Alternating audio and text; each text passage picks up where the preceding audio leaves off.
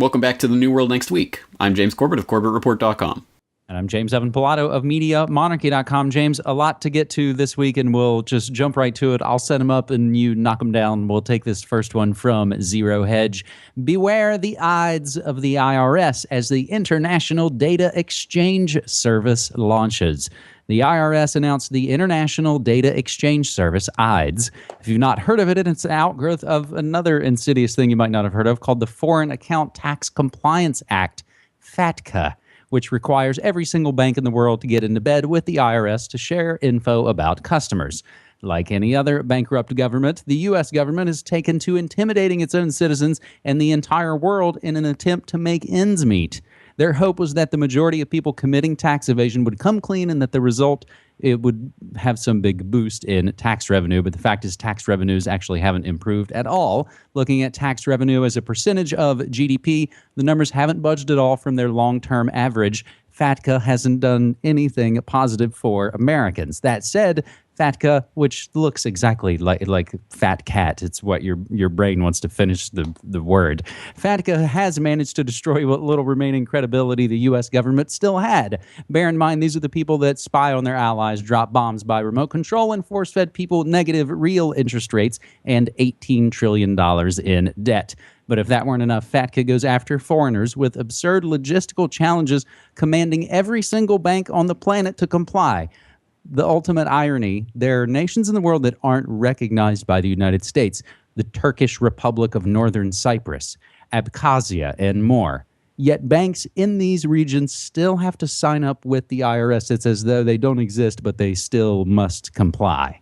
The IRS claims so far that 145,000 financial institutions, that's 145,000 banks essentially, have already signed on to the information sharing agreements. Now, with the launch of IDES, they have an online platform to invade customer privacy at every one of those banks, and it will include related links. One from Forbes that actually gives you links to the IDES website and how you can submit, essentially, and lots of handy links. IRS unleashes global FATCA data exchange, offshore transparency everywhere, James. Well, you stole the words right out of my mouth. The Foreign Account Tax Compliance Act, FATCA. If we could just buy a T, perhaps tyranny would fit the bill and we can get Fat Cat in there.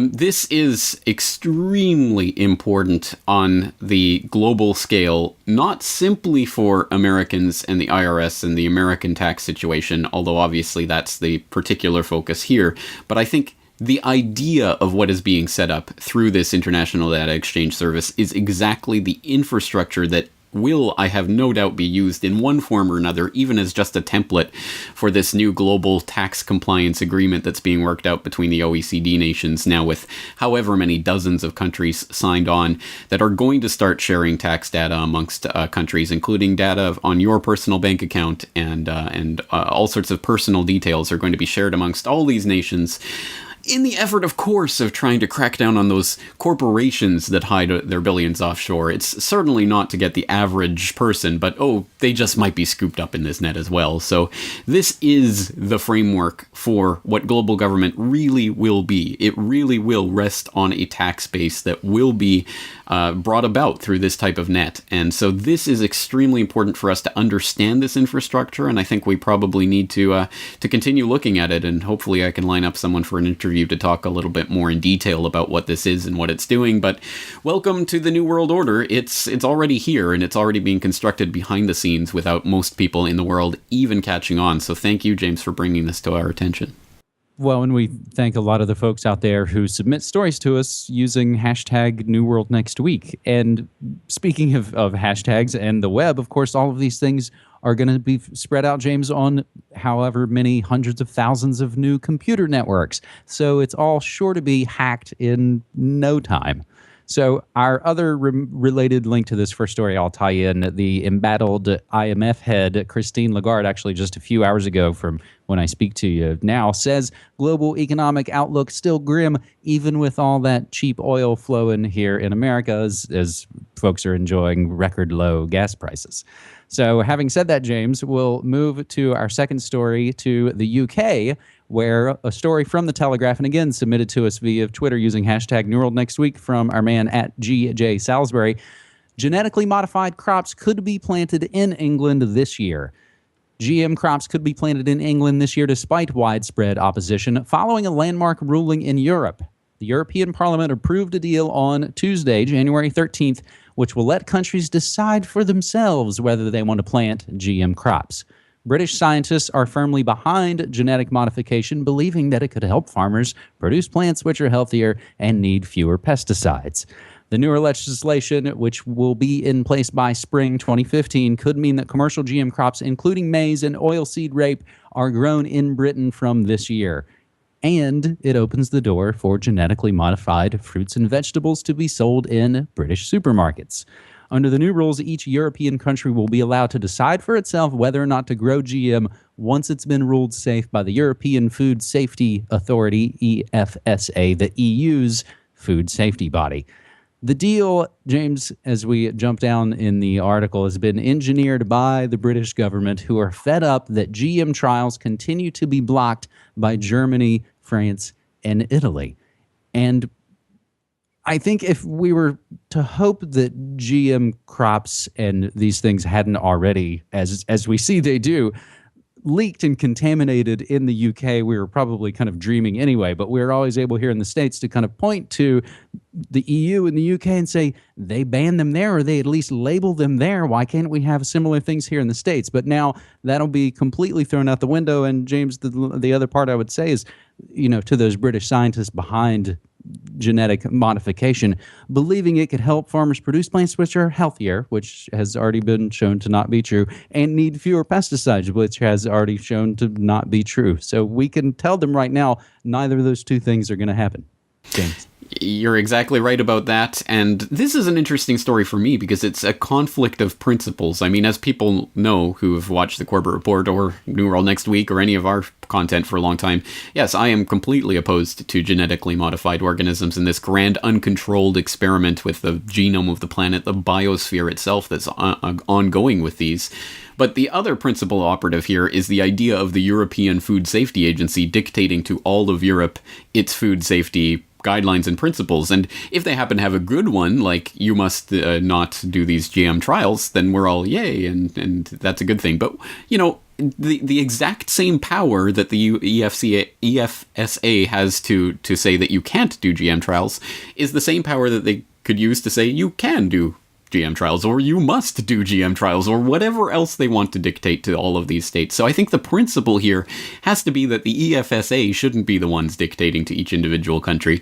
It should be up to the people in Britain to stop the British government from implementing this. And obviously that's a completely different fight, but I think that the principle has to be decentralization, and it has to be as local as possible, because there's nothing whatsoever that any average British citizen can do to affect in any way the principles or guidelines of the EFSA. They at least have some sort of chance of influencing what's happening in Britain, and more of a chance what's happening locally in their own councils. So again, we have to devolve power as much as possible, and I think that's got to be the principle with these food regulations as well, because again, it's going to come down to what we can actually do about this, and when it's left to supranational bodies like the EFSA, the answer is nothing. There's nothing you can do that's going to affect their policies. So we have to get the power devolved as much as possible and bring the fight home if that's where it's going to be.